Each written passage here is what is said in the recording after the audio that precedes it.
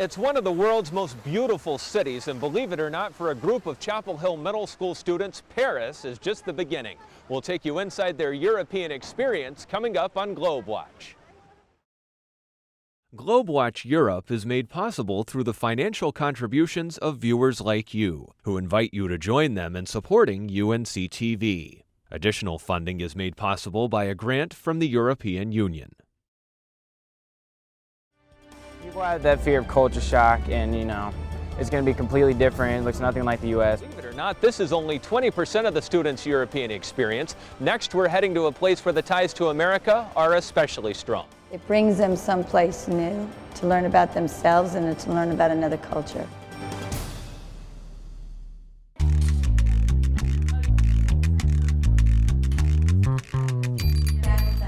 You can pick up on the joy pretty quickly as these 8th graders find the Eiffel Tower on the map in their Chapel Hill classroom. But it's nowhere near the excitement they'll feel just a few weeks from now. That scared me. When they find themselves riding to the top of the real thing. People tell you how large and magnificent it is, and then you get here and it's just enormous. It's enormous.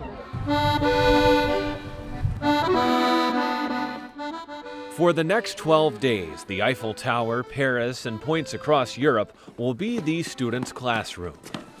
By the time they head home, this group of 8th and 9th graders will pick up new perspectives through taking in European culture and getting out to dozens of places that shaped the world as they know it today. You see how many people died during the war just to give us a better life. To get a full appreciation of all the things they're now seeing in person, the students spent months studying them back home at Smith Middle School. Subjects ranging from the European Union to World War II, and of course the language they'll need to rely on. We've been working hard all this year, so this is what we've prepared for. It's an opportunity that most kids my age really don't get. So I'm really looking forward to taking advantage of this opportunity. This is Courtney's reminder. Okay. Instead of taking a test on all the things they've learned right now, the students are taking off on a flight to France.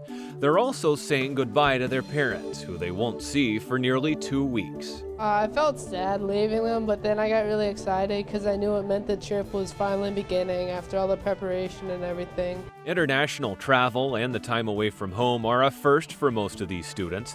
That's especially true for Sam Hanks, who's making a milestone with the mile she'll log in the air. Sam has never flown before. I was really nervous at first, but I mean, like all the waiting, it's kind of like not as nervous anymore, but I'll probably start freaking out again when we get on the plane. Even before they leave American soil, the students' European excitement is already beginning. I need to change my money to euros, which they'll soon be spending in France and Belgium, 2 of the 16 countries that operate on the currency. For most of these new international travelers, this trip means a first ever departure from dollars. And I couldn't believe it was actually money that I was holding. A euro is totally different from a dollar. It's more colorful and shiny. It's euros that are making most of this journey possible. About 67,000 of them have been given to Smith Middle School and a Getting to Know Europe grant from the European Union.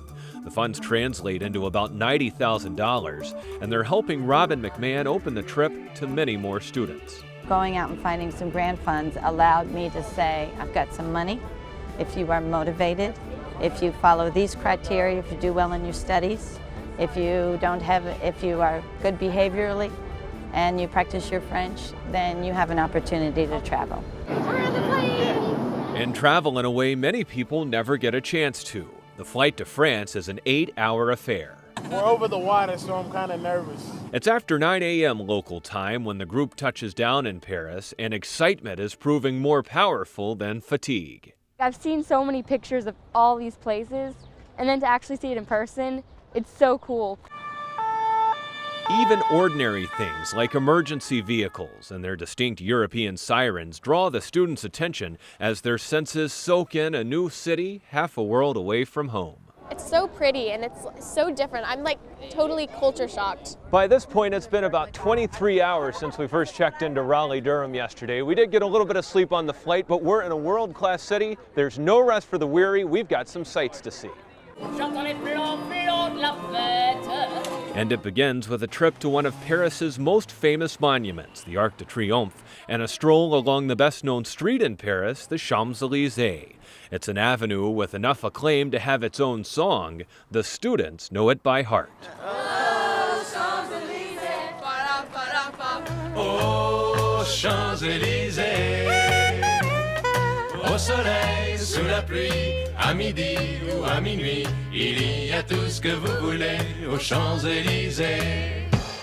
I noticed in a lot of the cities that I've been in, there are arcs, and I guess they show like a symbol of victory. That's what Napoleon Bonaparte intended to show when he commissioned the Arc de Triomphe in 1806, but he never lived to see it finished.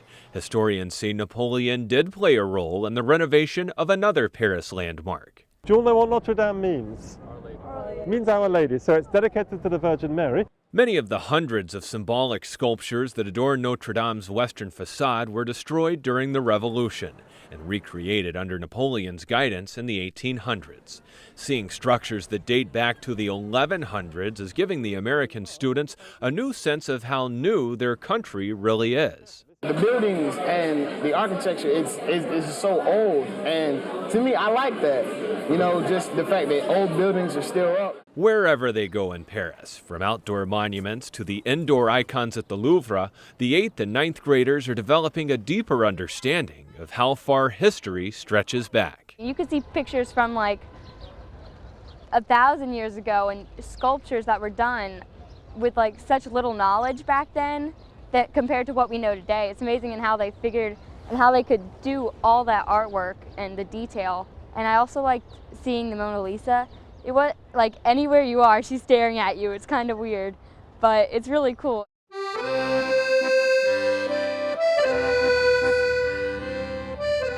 The whole time they're taking pictures, the students are also taking on a challenge to see who can learn the most about Paris. Who planned the Arc de Triomphe? Brian, go on, have another go.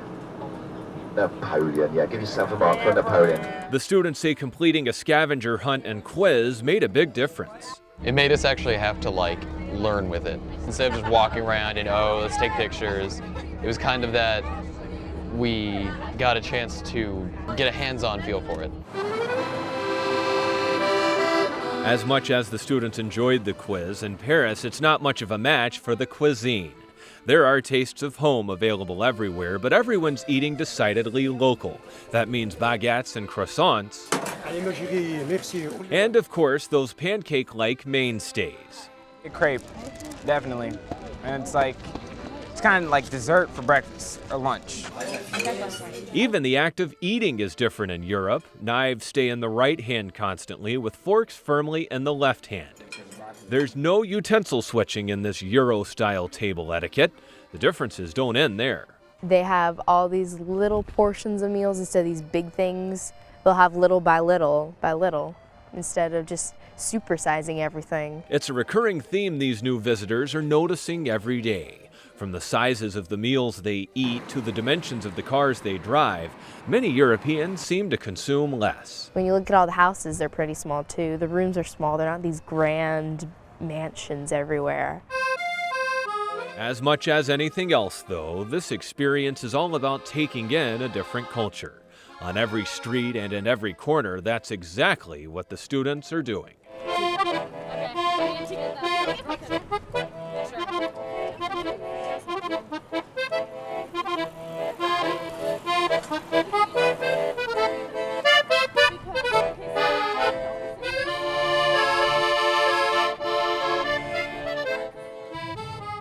People are pretty nice here too, so you say bonjour, they'll be like, bonjour back to you. A mere bonjour wasn't enough for many of the 8th and 9th graders who have been practicing their French for at least 2 years. It's really funny because you want to try and work on your French, but when you talk in French to them, sometimes they'll just be like, answer you in English. It's kind of annoying because you want to practice your French. To Julian Brown, a Paris tour guide and historian, the students are experiencing the city in the best possible way. For Americans that haven't come before, what's the thing they have to do? Walk. Walk around Paris. For me, the most important thing is to simply walk. And if necessary, walk without a map and just walk and discover. and you discover real Paris.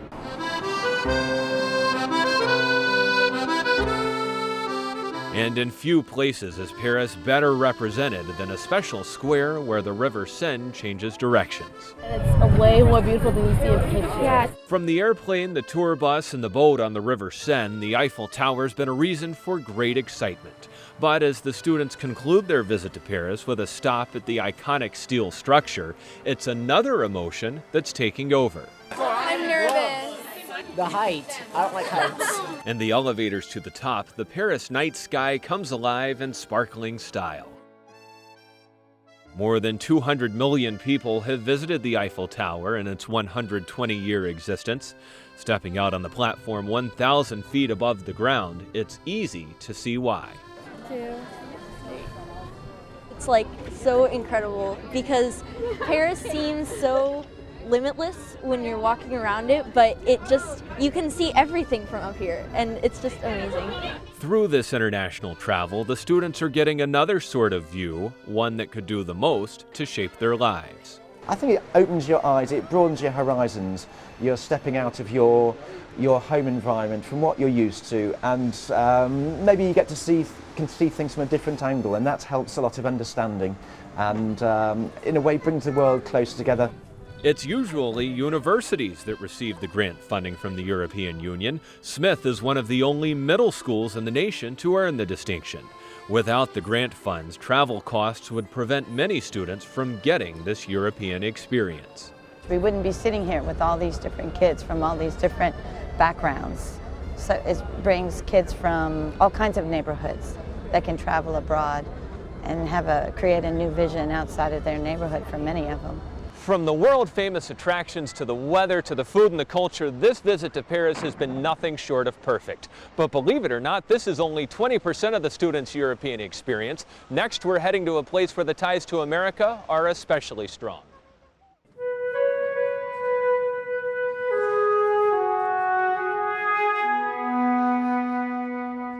As they shift from the bustling streets of Paris to the rolling hills of the French countryside, the students are also in the midst of a major change in mindset.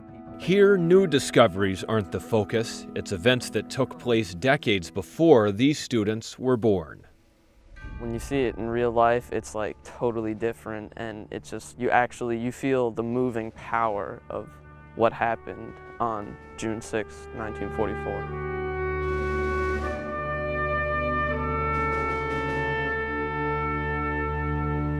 It all begins just beyond the visitor center in Normandy. From the cliffs nearly 100 feet above, Omaha Beach dominates the landscape and overpowers the thought process. In the mind's back and forth exchange with the panoramic views of the here and now are the images of history, when nearly 150,000 Allied troops stormed onto these shores on D-Day. When they were going onto the beaches of Normandy, the future of Europe was pretty much resting on their shoulders. Nearly 2,000 American troops lost their lives on D-Day, and thousands more were killed in the 2-month-long operation that followed. 9,400 of those troops are buried in the American cemetery overlooking Omaha Beach, a place that's as strikingly beautiful and peaceful as the battles were bloody and chaotic.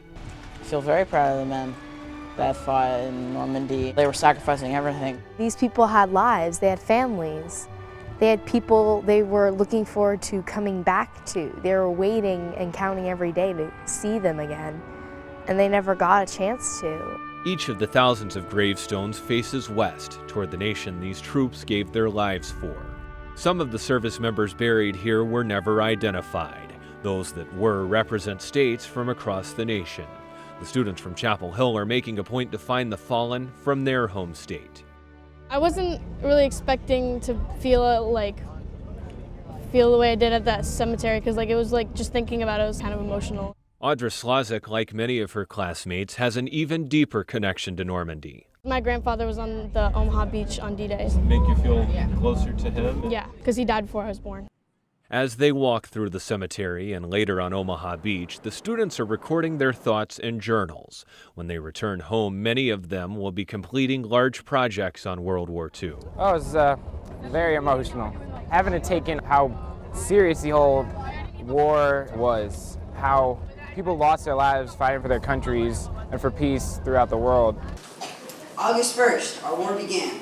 We arrived in a replacement pool along the beaches. Back home in Chapel Hill, the students studied and even acted out this battle, along with many others fought in World War II. But today, as they hear the waves of the English Channel crash on the shore and see the steep cliffs just ahead of the beach, the group is able to imagine the experiences and sacrifices of American troops in an entirely new way. 6:30 in the morning, the front comes down, you're on a beach, you're fighting for your life with a pack on your back. You are landing with your rifle, with everything you need maybe for a few days, with packs on your back. You're seasick and you're landing without any heavy machinery, artillery to help you as you land. It's a mission of bravery that's hard to imagine, but for Earl Norwood, there's no need to envision anything that happened on D-Day. He lived it. Mine was the third wave. We went in a circle. We circled until the second wave took off. And approximately 4 to 8 minutes apart, we assaulted Easy Red, Omaha Beach. As the coxswain of a landing craft transport boat, Norwood brought hundreds of soldiers to the shores of Normandy as they set off to liberate France and Europe from German control. They went down that ramp and onto that beach with a good quarter to a half mile of open beach between them and the rock berm. Wide open, machine gun fire, mortars, artillery. And I watched them go off my boat. That was an element of courage that I've never witnessed again, anything like it. Even though they didn't witness them, the sacrifices soldiers made more than 65 years ago were having an effect on the 8th and 9th graders from North Carolina. Many of them want to carry a piece of Omaha Beach back home. They also want to leave part of themselves on these shores. I wrote, we love our troops, because I think whatever year it is, we should always support our troops because they're doing so much for us, trying to fight for freedom and peace, and I don't think everybody recognizes that. Before their visit to Normandy draws to a close, the students are getting a chance to walk through Pointe du Hoc, a strategic point above Omaha Beach. The bomb craters and German gun emplacements remain unchanged from the way they were more than 6 decades ago. I think that's an explosion, because the ground beside it's like bumpy, so they didn't dig that, and that's not a very fortified trench. All through their trip to Normandy, the students have been feeling a mix of emotions. It was so serene and perfect that it just kind of, it made me feel sad for it, but it was also kind of uplifting that they did so much for us and we're so grateful for that.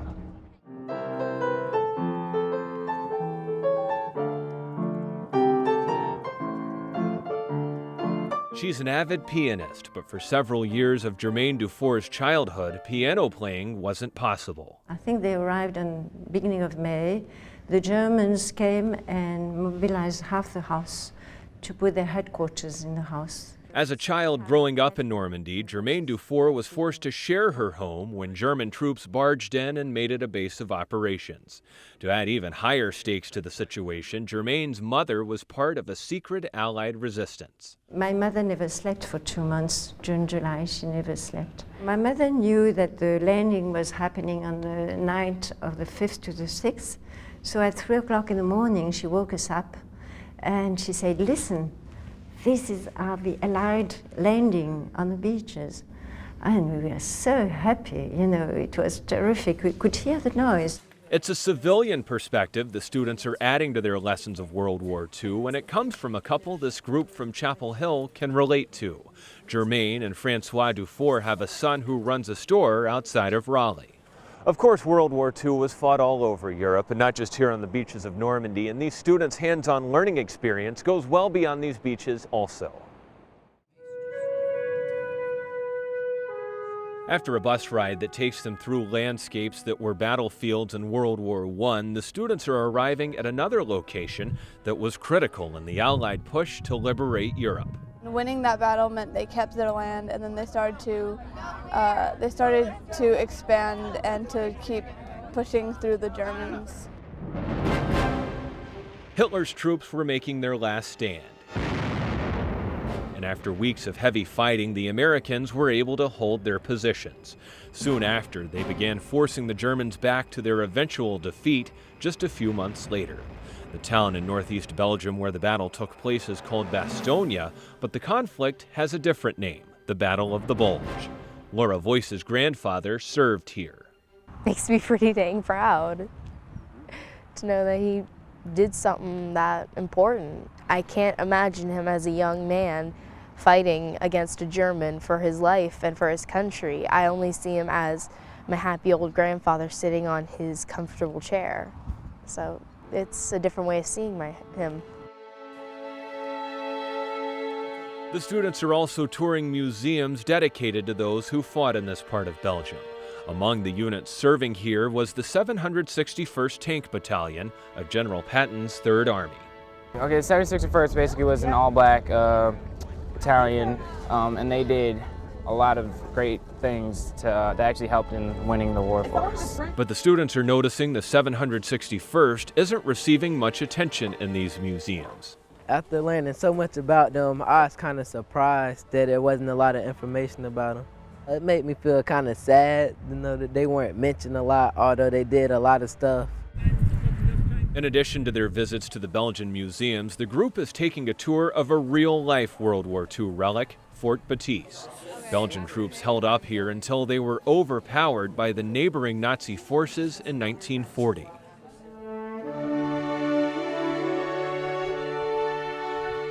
The group is also making a stop at Henri Chapelle, an American cemetery in Belgium where more than 8,000 troops are buried, including several sets of brothers. The cemetery was really important, going and looking at the graves and talking about World War II and all the losses that happened. I think that was really important. Because it's showing the students the consequences of war in a way they might not have discovered if they hadn't seen these places with their own eyes. We need to connect with our history so that we really understand the effects of war and try to prevent that as best we can for the future. I think our kids have learned that. I think they've seen it. Back home, the students had a chance to speak with some of the men who served in World War II, veterans like Antonio Marampitri, who helped liberate France and Germany. People that were always happy to see us, and we keep on going from one town to one town to one town, and everybody was so happy. That lesson isn't always easy to pick up on at home in the United States, but it's on display in plenty of places here in France and Belgium. The Martissan Memorial to the Battle of the Bulge troops is marked with American states, but it was built by the Belgian people out of gratitude and admiration. Seeing all the memorials for the Americans in these places and the respect shown, it's really moving just to see how much they respect us for helping them in this war. The interactions with visitors from so many countries have been very moving to some of the students. It makes me feel very proud because you see people I hear people here speaking German, Dutch, French, and it just shows that they appreciate what our men did when they gave their lives. The tributes are everywhere, on streets in Paris and Bastogne and on flagpoles across Europe, including the village of Bayeux near Normandy. It's a village some of the American heroes of World War II and the men who played them in Hollywood have visited. The American sacrifices 6 decades ago are still very meaningful here. We are very, very grateful. Still nowadays, we think of youngsters going so far from their home to fight for the French people. I think that was extraordinary because their mothers or their wives, we think of their families, and they were taking such a risk. Perhaps nowhere are the tributes to American troops more moving than the American cemetery at Omaha Beach. Here, Jean-Marc Roucher and a group of French volunteers routinely place flowers on the graves of thousands of Americans they never knew. We love American soldiers. We never forget what they do here. One of the soldiers the group is honoring on this day is Staff Sergeant James Wyatt of North Carolina. Shortly after Wyatt was laid to rest here in Normandy in July of 1944, his fellow service members were delivering a message thousands of miles away, just outside of Greensboro in the city of Reidsville, and a family's grieving began. They was devastated. They really was. I think that everybody thought so much of him in the family that it just devastated them. Bobby Wyatt never had a chance to meet his Uncle James, but he learned plenty about him growing up. Bobby's father and his aunts and uncles talked about James frequently and read through the letters he sent home from Europe, many of which Bobby still has. The whole time that I was growing up, to mention him and get the stories started about him and everything, you could tell that it was emotional. It was really emotional. Before he joined the Army National Guard, James Wyatt worked in the American Tobacco Factory, which is still running in Reidsville today. In the National Guard, Wyatt had a stateside post and chose to leave it to serve his nation in Europe. He did something he didn't have to do. He gave his life for his country, and he didn't really have to fight overseas. Because he was a trainer, and he could have stayed stateside. Wyatt always knew his uncle was buried in Normandy, but he had no idea someone was taking care of his grave. Ain't that something? That's amazing. If I could talk to those people, you just wouldn't believe what I'd tell them, how much I appreciate them doing it. It's just a relief to know that they got people that care that much about our soldiers over there. It's just amazing to me.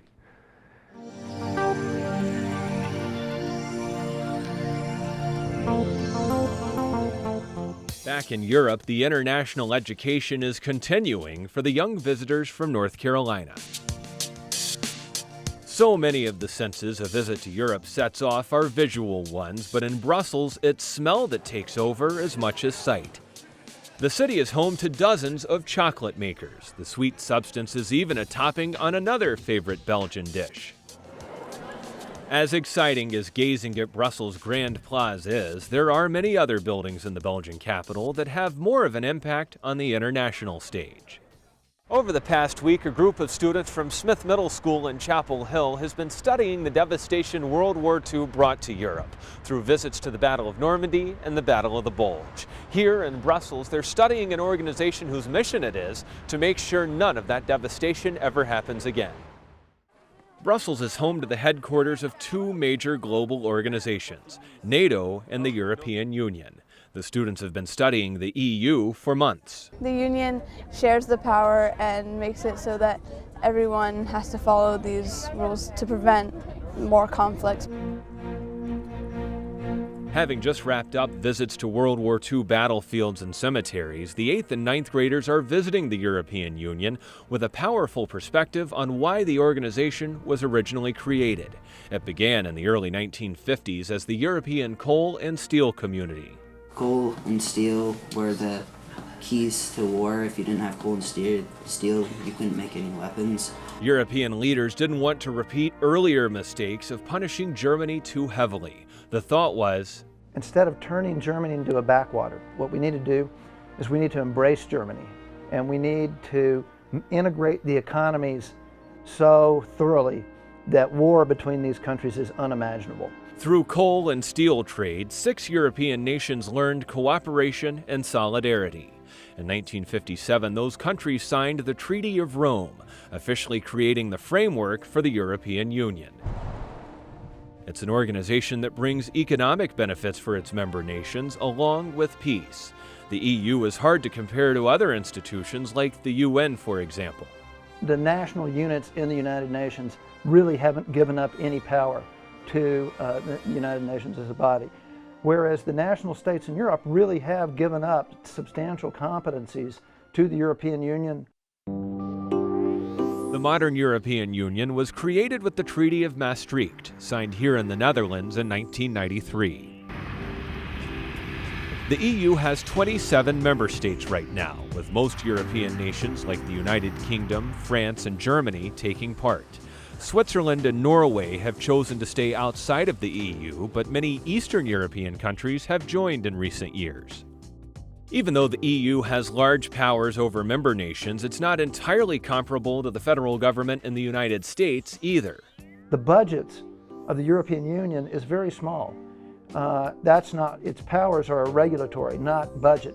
So the national states in Europe are still much more powerful than American states are in America. But there is one area where the EU is like the United States, and the American students have certainly noticed it.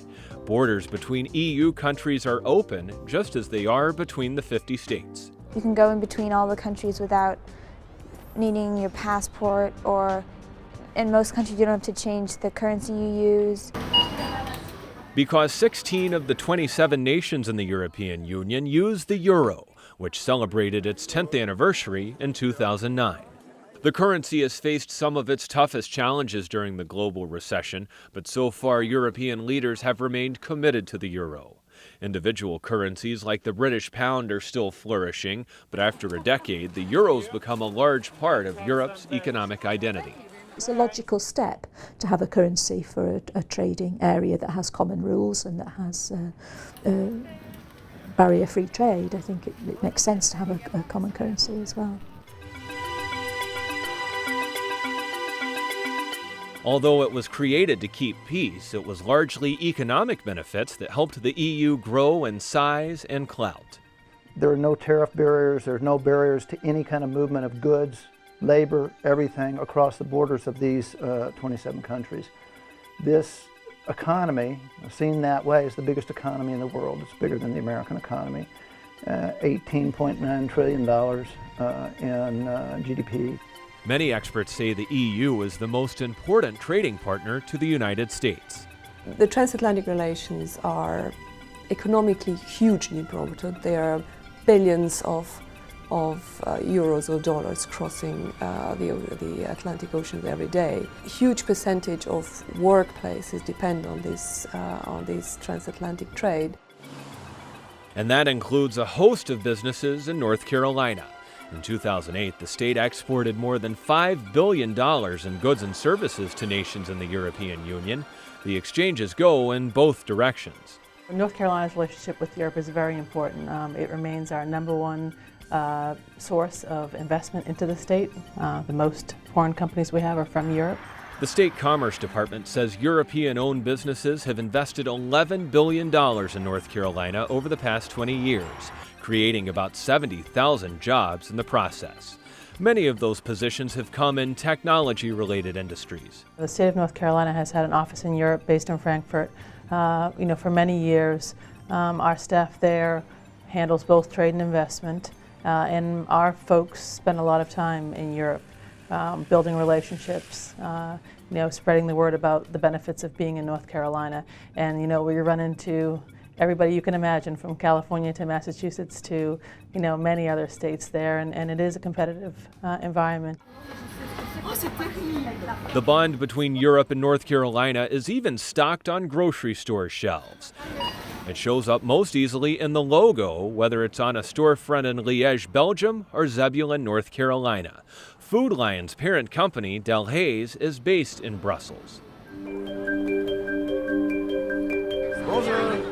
The Chapel Hill students' visit to the European Union includes a stop at the European Commission's headquarters.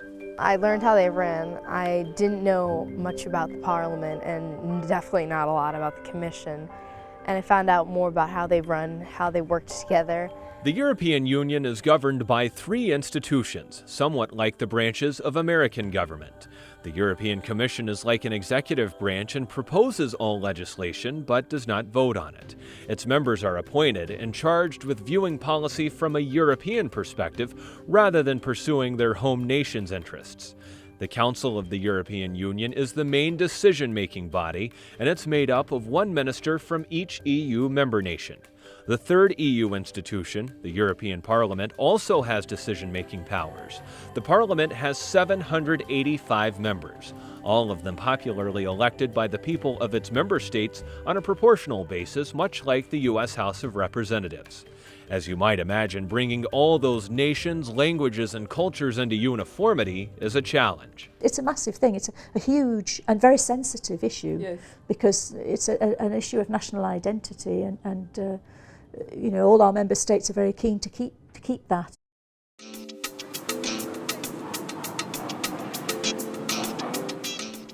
In the days they've been away from home, the students from Chapel Hill have been learning history and European lifestyles through visits to world-famous landmarks.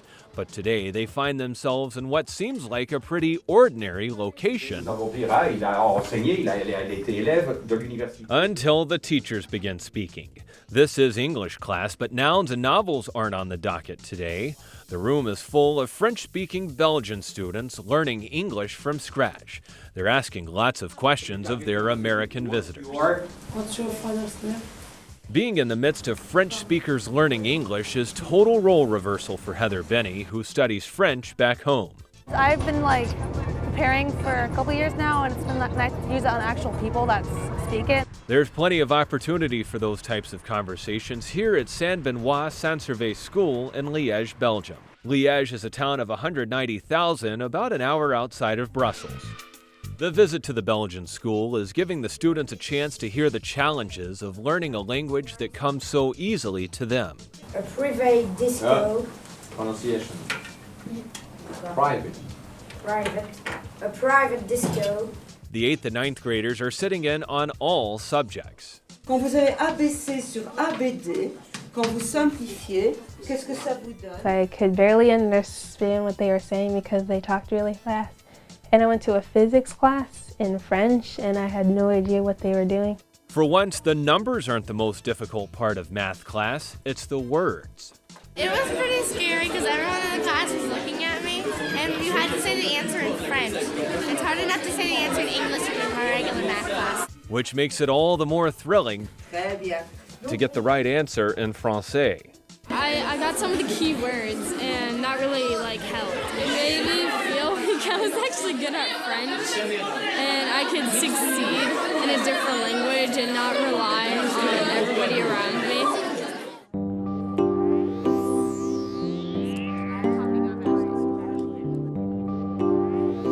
To be sure, the students have been doing their own schoolwork throughout their travels in France and Belgium.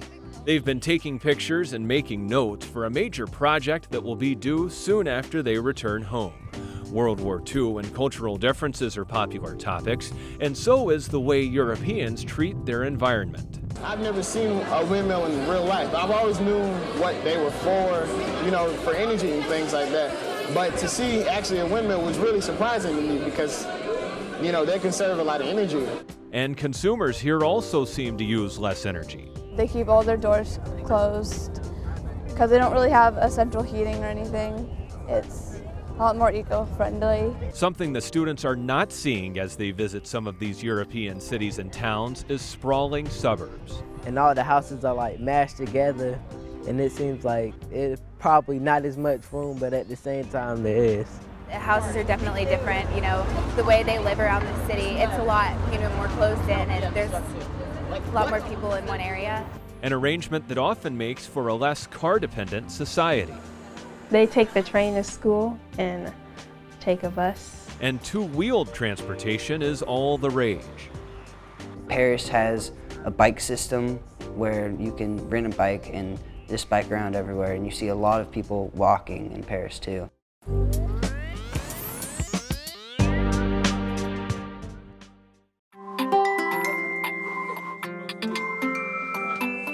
The relationship between the Americans from Chapel Hill and the Belgians from Liège goes back a decade. That's when Smith Middle School French teacher Robin McMahon hosted a woman visiting from Belgium. She stayed with me, and she told me that she knew somebody who was as crazy as I was on the other side of the Atlantic. When she came back, she told me, "Oh, I've just met a French teacher who would like to correspond with an English teacher." 2 years later, after a lot of correspondence and a lot of emails, I crossed the pond with 15 students. A first group of American students came here in 2001. Since then, we have had 8 exchanges. I go over with students 1 year, he comes back the following year with students. The American French teacher and Belgian English teacher have partnered to introduce hundreds of students to another culture. You can see flashes of the friendship on the schoolyard's blacktop, where it's not the Americans who are wearing Carolina blue, it's the Belgians. The fierce battle between UNC and arch-rival Duke has made its way to Belgium, as Madame McMahon explains to the Belgian students in French. J'ai un fils qui va à Duke, j'ai l'autre fils qui va à UNC. Encore des disputes dans ma maison. The sport at the center of the perpetual tangle between Tar Heel and Blue Devil is also part of the students' school day in Belgium, and one of the biggest surprises of their trip. I thought I was going to come out and beast them, but these guys are tough and they can jump, they're athletic, they can do just about everything we can do. Saint-Benoît Saint-Servais School serves about 1,000 students in a setting much like a combined middle and high school in America. It is big. I would get lost probably for the first few days, but I like the freedom they give the kids. During lunch you can go watch basketball, play basketball, you can sit in the courtyard or in the lunchroom. The American students have also noticed a lot less traffic after the bell rings. The classes are different because the teachers change as opposed to the students. As they sit alongside their Belgian classmates, the 8th and 9th graders are picking up on a common denominator that's not on the chalkboard. You know, people have that fear of culture shock and, you know, it's going to be completely different, looks nothing like the U.S., when really they're the exact same people as us. They just have they speak different languages, they have different habits. The Belgian students are impressing their visitors with their knowledge of the goings-on across the Atlantic. The Belgians enjoy many of the same American songs the students from Chapel Hill do, and posters for American movies are up everywhere. The Western culture is very attractive to us. More than Dutch culture, for example, or German culture. Sometimes they talk about things that are happening in America, like they know America like much better than I know like Belgian culture. Like they'll be talking about Barack Obama and stuff and the war in Iraq and everything. Many of the questions the Belgian students are asking their American visitors are about the commander-in-chief, whose election was met with excitement across Europe. As popular as he may be here, though, in the eyes of teenagers, President Obama has some tough competition. It's in some of these exchanges about subjects that don't usually come up in the classroom that the teenagers are building some of their strongest connections. Really, they're all just kids, and they're all really just the same. They all love music, they love to dance, they love sports, and they really see that they're all just the same. And yet, they've also seen that they may think differently about some things. It's the Americans who are taking the trip this year, but Belgian students are also benefiting from the visit. The motivation is spontaneous, you know, because they learn English, learn to use the English language in real life, in real situations. You know, they have to learn irregular verbs, for example. Yes, it's boring. You know? But when they know that they will have to use them, it's different. One of the things that's been hard for some of the Chapel Hill students at times has been the time away from home. I miss my family, I definitely do. I've been to camp for a week, but never this long, never 2 weeks. Miles? Hello. But with video conferencing technology, the students are getting a chance to share some of their experiences with the folks back home in real time. Hey, Ma! It's not only a chance to say hello to Mom and Dad, but also to their fellow classmates who want to hear all about the trip, including the time when a few of the students got stranded by a tide change in Normandy. We posed for a picture, and we turned around to get the picture, and then when we turned back around, we all were trapped by the water. We couldn't get back because of the tide coming in. The Americans are also getting a chance to introduce their Belgian friends. Bonjour, je m'appelle Sophie, je suis la correspondante d'Ashley. The greetings happening online now will be in person next year when the Belgians visit North Carolina. It's all part of a plan to give a group of students, many of whom haven't even entered high school yet, a point of view many adults don't have. It's creating international friendships, kind of takes them out of the center of their world and helps them realize that there are all kinds of people around them and all kinds of ways to see the world. I envy them. I didn't see when the first time I went to Europe was after I graduated from college. Between studying 27 nations communicating in 23 different languages at the European Union to learning here in a Belgian classroom, the students have picked up all kinds of new cultural information. But some of the most powerful experiences are happening outside of the schoolyard. Kendall Sims learned some of the cultural differences the moment he stepped off the bus in Belgium and found a most European-style greeting. This trip helped us, take a look through the eyes of a different, body of people. We got to see how the people's perspective of us, as well as people's perspective of the world as a whole. So it was very, very good experience. As they rode to the top of the Eiffel Tower a few days ago, many of the students were battling rising apprehensions. I'm really, really, really scared right now. But it's here in a bus a mere 6 feet above the ground that the unsettled nerves are strongest, as the students prepare to meet their Belgian host families for the first time. I'm excited, but I'm nervous because I don't want to mess up speaking French, but I'm really excited. And so are the Belgians, who are giving their visitors from Chapel Hill rock star treatment as they step down the stairs. After so many weeks of anticipation, the magical meeting is finally here. It's like a weight's been lifted. But now that one burden's rolling away, another steep challenge is only just beginning. For the next 6 days, as the American students move in with Belgian families, they'll be relying on their French language skills more than ever. I'm really worried about being immersed in the other language, like having to completely know French.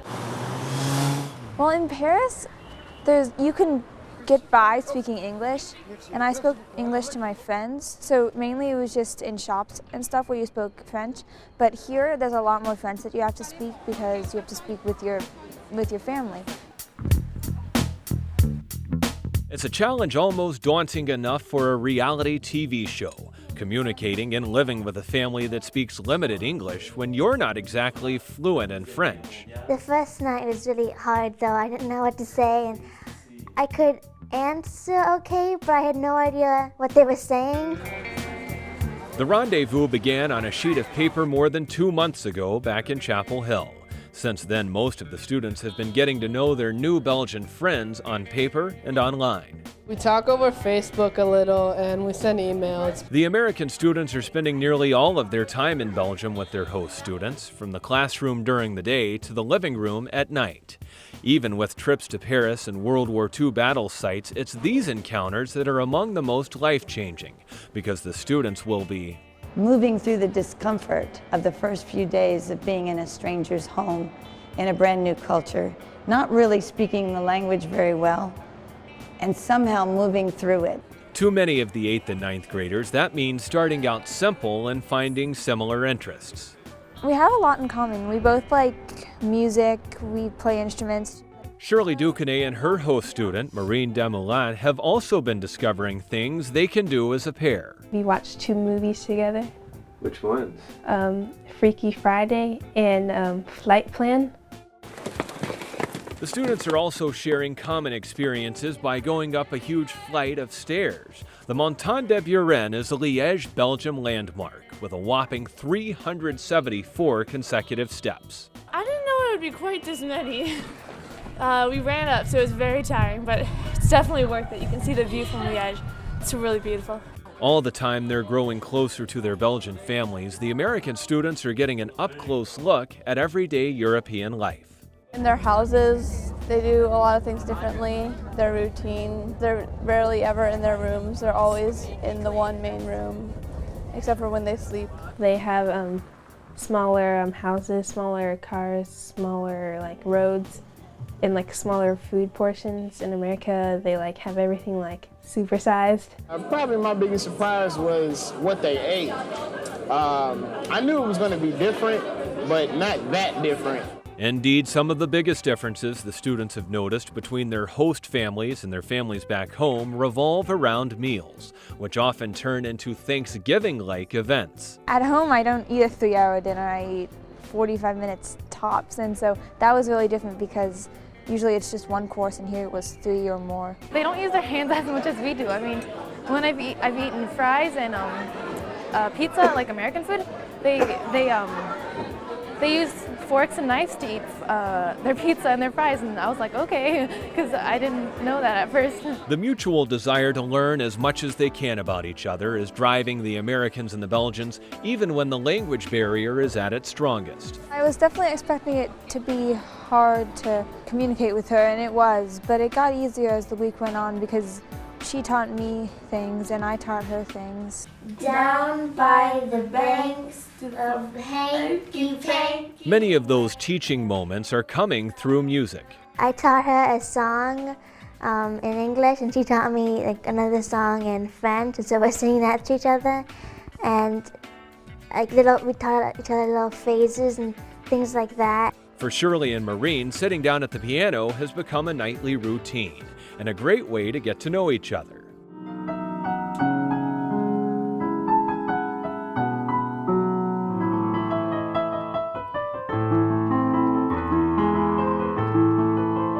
After a few days of some solo performances, the duo is collaborating.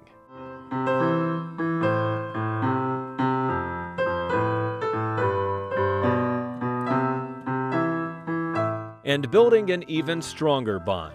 If Shirley gets a little homesick, though, all she needs to do is stroll down the hall to Maureen's sister's room. Laurent Demoulin knows what it's like to stay with a family in a foreign country. I was in Chapel Hill last year. The program that's brought Shirley and her classmates to Belgium this year took Laurent and her Belgian friends to North Carolina a year ago. She's got pictures of Franklin Street and a strong friendship with her host friend to prove it. She sent me an email last week, and I have answered her yesterday. I like Chapel Hill.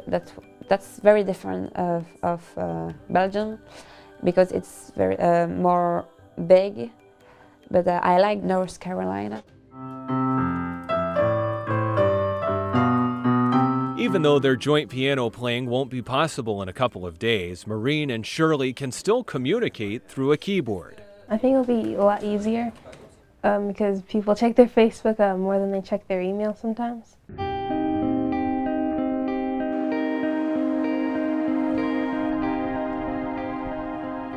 By the end of the trip, it's a little hard to tell the Belgians from the Americans. At the same time they've been building closer friendships, the students have been building confidence. Back home, I thought that the French wasn't going to come out, but it turns out when I come here, it's the opposite. More French that I really know came out, and I didn't think that I knew that much French. I saw a couple of kids crying the first day, and I said, "You're going to be okay." They were crying out of their frustration that they couldn't communicate with their host family or their host student.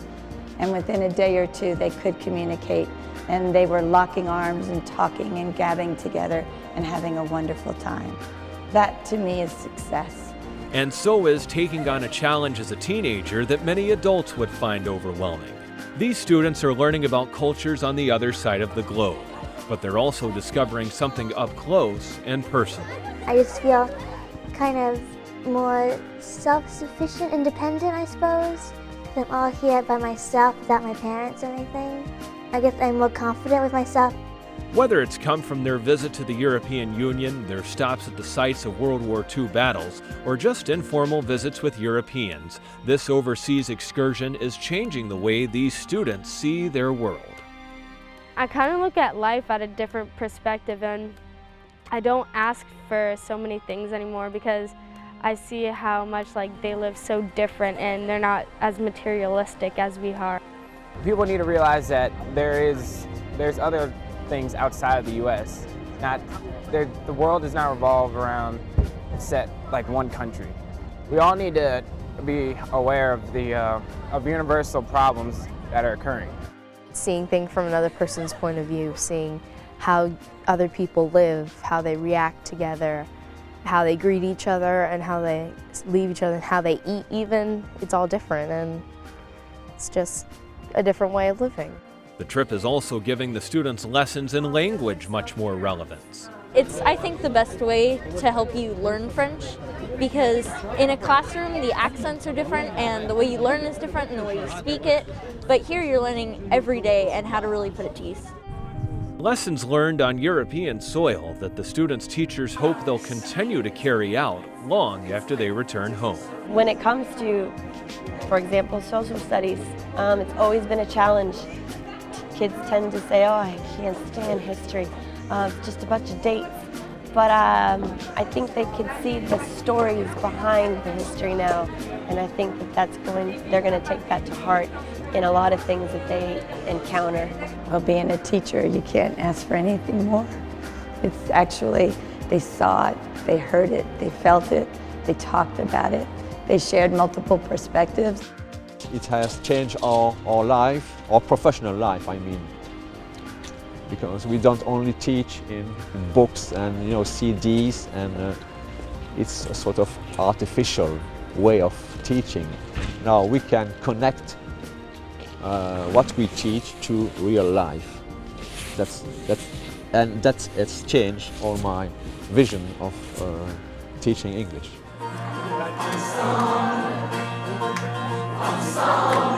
The students are closing out their European excursion by performing in unison with the group of Belgian students they've come to call their brothers and sisters.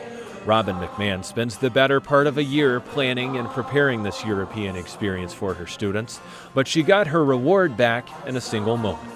All my dreams have been realized. And this is what I saw in my head many years ago, and this is happening on stage, happened here tonight. And I just hope it will happen for many years to come as well.